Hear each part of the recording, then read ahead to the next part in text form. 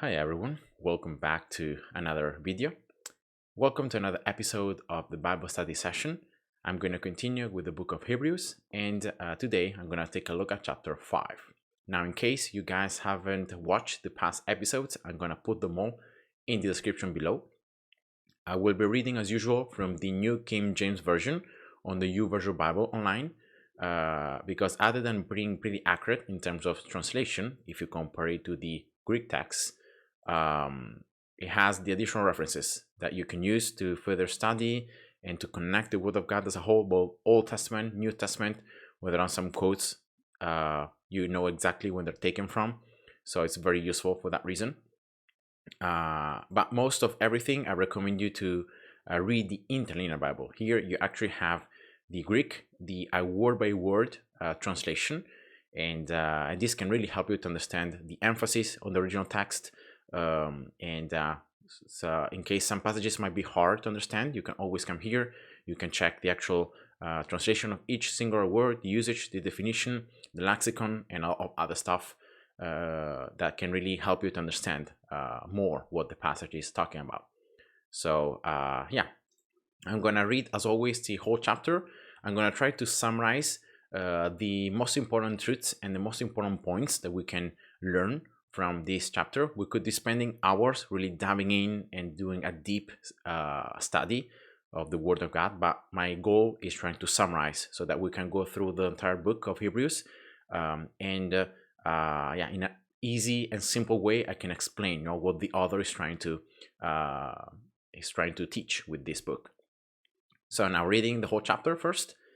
For every high priest taken from among men is appointed for men in things pertaining to God, that he may offer both gifts and sacrifices for sins. He can have compassion on those who are ignorant and going astray, since he himself is also subject to weakness. Because of this, he is required, as for the people, so also for himself, to offer sacrifices for sins. And no man takes this honor to himself, but he who is called by God, just as Aaron was. So also Christ did not glorify himself to become high priest, but it was he who said to him, "You are my son, today I have begotten you." As he also says in another place, "You are a priest forever according to the order of Melchizedek." Who, in the days of his flesh, when he had offered up prayers and supplications with vehement cries and tears to him who was able to save him from death, and was heard because of his godly fear, though he was a son, yet he learned obedience by the things which he suffered. And having been perfected, he became the author of eternal salvation to all who obey him, called by God as high priest according to the order of Melchizedek, of whom we have much to say, and hard to explain, since you have become dull of hearing. For though by this time you ought to be teachers, you need someone to teach you again the first principles of the oracles of God, and you have come to need milk and not solid food. For everyone who partakes only of milk is unskilled in the word of righteousness, for he is a babe. But solid food belongs to those who are of full age, that is, those who by reason of use have their senses exercised to discern both good and evil. And that's the end of the chapter.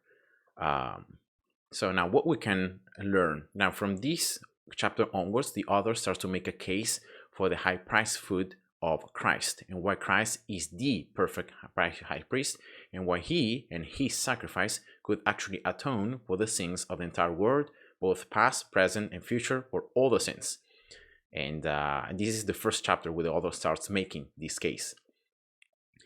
And now, right from the beginning, the author is comparing the high priest, what he did in the Old Testament, right? So all the rituals, all the things that God had actually commanded Moses and Aaron to follow in the Old Testament. You can find all this, especially in the last chapters of the book of Exodus, and then in Leviticus.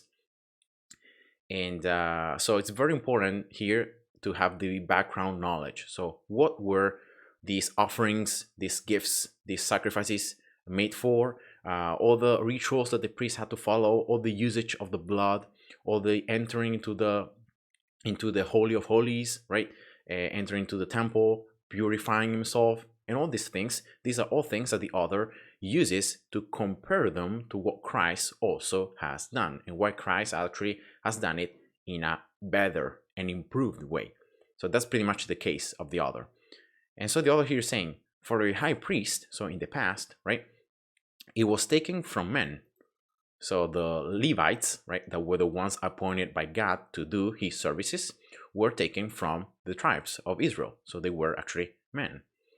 And is appointed for men, so they are appointed for men in things pertaining to God. So they do like God's service, but they are appointed from among men for men, but actually is that they are appointed from God, right? That's the idea. That he, so the high priest, may offer both gifts and sacrifices for sins. And now here it's very important here the terms that the author uses. He says he can have compassion. So the high priest, right, in the Old Testament, can have compassion on those who are ignorant and going astray. So on the people. Remember that in the Old Testament, the high priest had to bring sacrifices once a year to atone for the sins of all the people of all of Israel. And then he says he could have compassion because he himself is also subject to weakness. So the high priest, because he's taken for men, but from among men, is also a man. He's also weak, subject to the same weaknesses, to the same sins.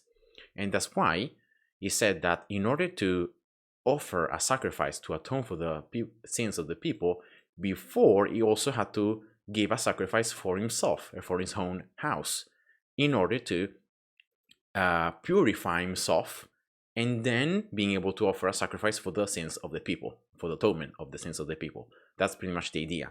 And you can find all this in the book of Leviticus, especially Leviticus chapter 16 is where it goes into detail of the atonement once a year, all the different sacrifices that had to build, all the things that had to be done.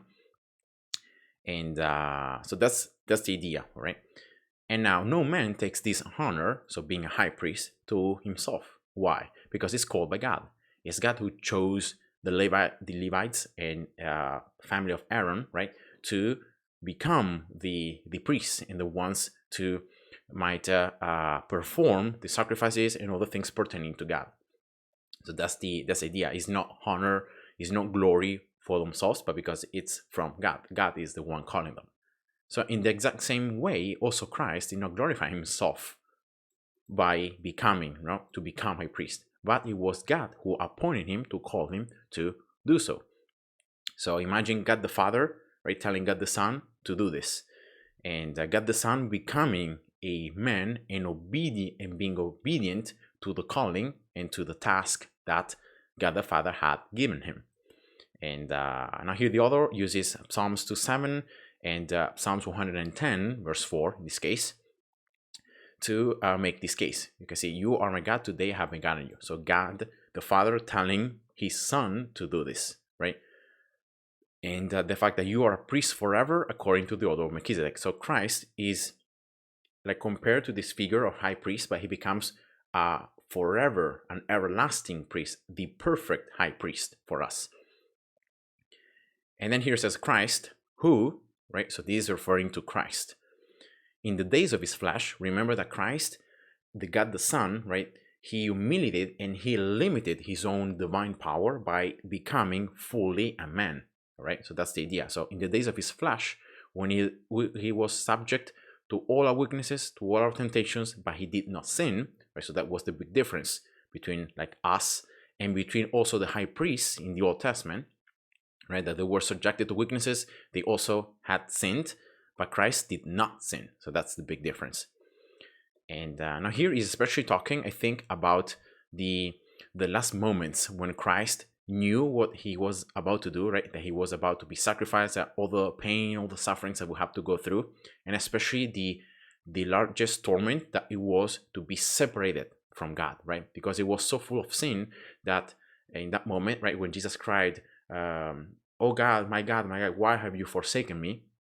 Is because like Jesus was carrying so much sin that like he didn't have any more that direct relationship with God the Father, right?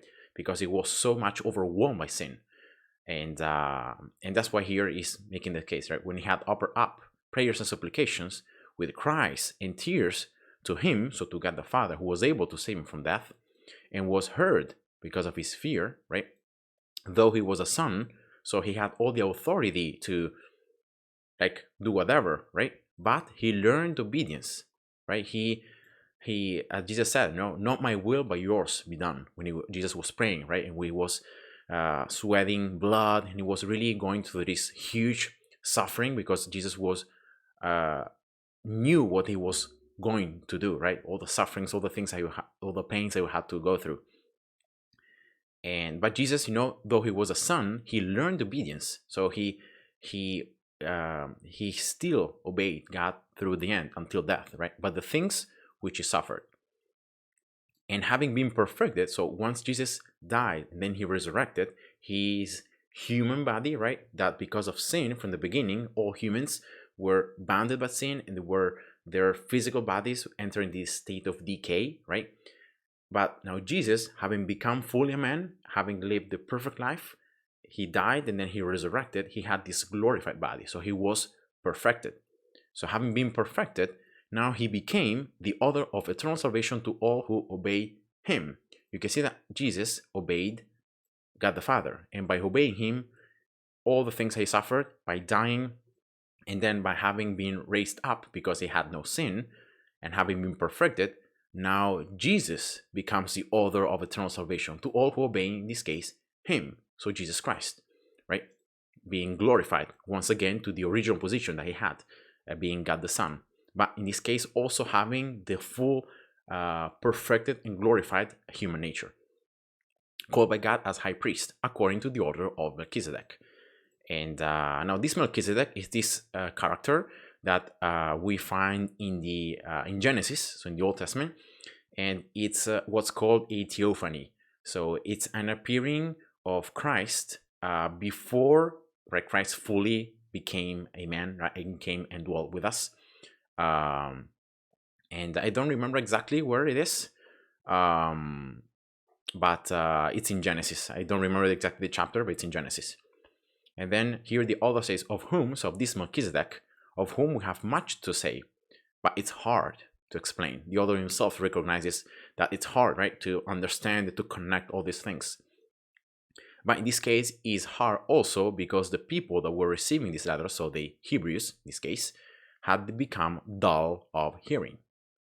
And that's exactly what the last here verses talk about.